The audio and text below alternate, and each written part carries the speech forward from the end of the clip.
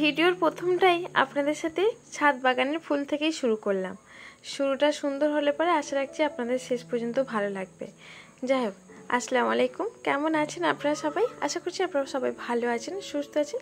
আমি আলহামদুলিল্লাহ অনেকটাই ভালো আছি। আজকের দিনটা হচ্ছে শুক্রবার, আর ঘড়িতে তখন বাজে প্রায় 6টা। আজকে মুষলধারে প্রচুর বৃষ্টি হয়েছে, তো ঘুম ছাড়ে না।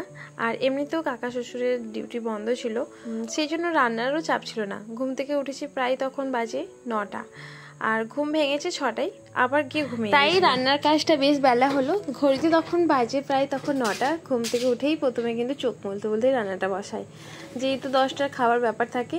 আর একটুকু মাথায় ছিল না যে বাবুটা স্কুলে যাবে, তো ও যেহেতু 11:30 থেকে পরীক্ষা, সেখানে তো হয়ে যাবে আশা রাখছি। তাই তাড়াহুড়ো করে অন্য কোনো কাজে হাত না দিয়েই আগে ভাতের হাঁড়িটায় জলটা দিয়ে, আর একা হাতে কত দিক বা সামলাবো। তাই আমি কি করি আপনাদের সাথে অনেকটা কম সময়ে কিভাবে সংসারটাকে সুন্দর করে গুছিয়ে রাখতে পারবেন, এই সব ভিডিও কিন্তু আজকের টপিকের উপরে। তো আমি এদিকে রান্না বসিয়ে দিয়েছি, রান্না হচ্ছে, আর আমি আর ভাবছি কিচেন রুমটা ভালো করে আজকে ঝাড়ামোছা করব। কারণ দেখবেন যে একভাবে ডিবে থাকলে পারে, বা যেগুলো আছে রাখার র্যাকগুলো, দেখবে একটু একটু হলেও ধুলো কিন্তু স্তর পড়ে। আর সামনে থেকে তো একদমই এগুলো ঝাড়ামোছা যায় না, সবগুলো একেবারে নামিয়ে ক্লিন করতে। আর এইদিকে ক্লিনজার যেটা আসে না, ওটা আমার হাত থেকে পড়ে গিয়ে যে স্প্রে করার একদমই সুইচটা খারাপ, নষ্ট হয়ে যায়, যার ফলে আমি কিন্তু ওই চাপা থেকে দিয়ে কিন্তু এটা ক্লিন করছিলাম।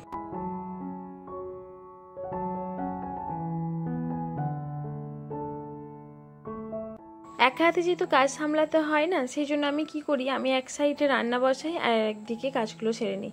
এই ডিবেগুলো মোছা, কিছু ধুলো ছাড়া ডাস্টটা থাকে, এই যে র্যাকগুলোতে নোংরা পড়ে, রোজের একটু একটু করে মুছতে হয়তো পারি না, তবে যখন আমি কাজগুলো করি তখন কিন্তু এইভাবে কিন্তু রান্না চালিয়ে দেখেই কাজগুলো সারি।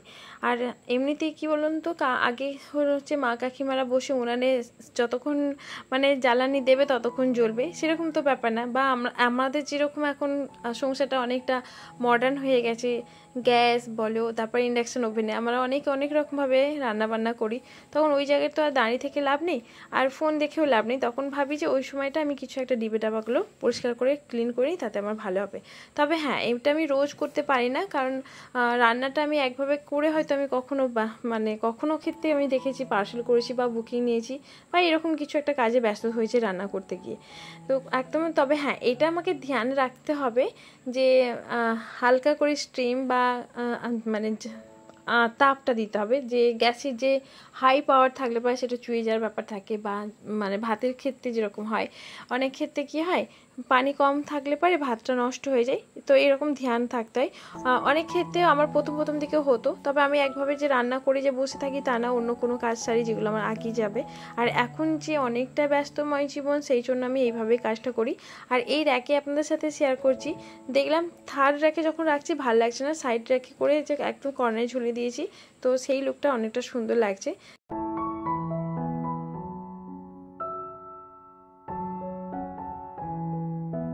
আমার এই রুম ডেকোরেশন বলেও, তারপরে আমার কিচেন রুমের ক্লিন করাটা, আমি এটা অবশ্যই কন্টিনিউ ভয়েসে আপনাদের সাথে শেয়ার করতে পারলাম না।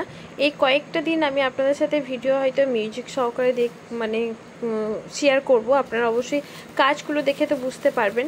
কি বলুন তো, হ্যাঁ, মিউজিক দিলে পরে হয়তো ভালো হতো।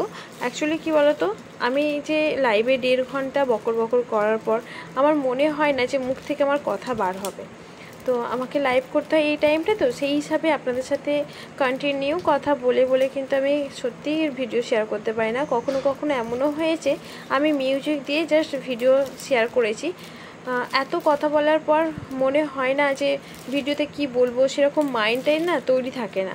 সেই জন্য অনেক ক্ষেত্রে আপনাদের সাথে মিউজিক দিয়ে আপনাদের সাথে আমার কর্মজীবনে যা করেছি, ভিডিও শ্যুট করেছি, কিন্তু সেইভাবে গুছিয়ে যে কথা বলতে হয়, আগে আমি ভিডিওতে কত সুন্দর করে গুছিয়ে একটা কথা আপনাদের সাথে বলি, যে আমি ভিডিওর মধ্যে যে এত সুন্দর করে আগে কথা বলতাম, আমি নিজেকে বলছি, হ্যাঁ সবাই তোমাদের কমেন্ট পেয়েই সেই হিসাবেই বলছি, যে এত সুন্দর করে কথা বলতাম, এই কথাটা আমাকে বলতে প্রায় 2 ঘন্টা লাগতো।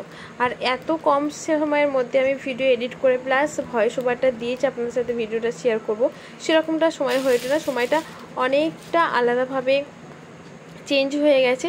তবে হ্যাঁ, আর 2টা মাস পরে আমার মনে করি আবার সব আগের মতো ঠিকঠাক হবে। তো এই সময়টা মানে খুবই বিজনেস নিয়ে ব্যস্ত, তোমরা কম বেশি আমার সবাই জানো। এটার সাথে আমার একটা বিজনেস আছে, সেই জন্যই সেইভাবে সব কিছু ঠিকঠাক করে উঠতে পারে না।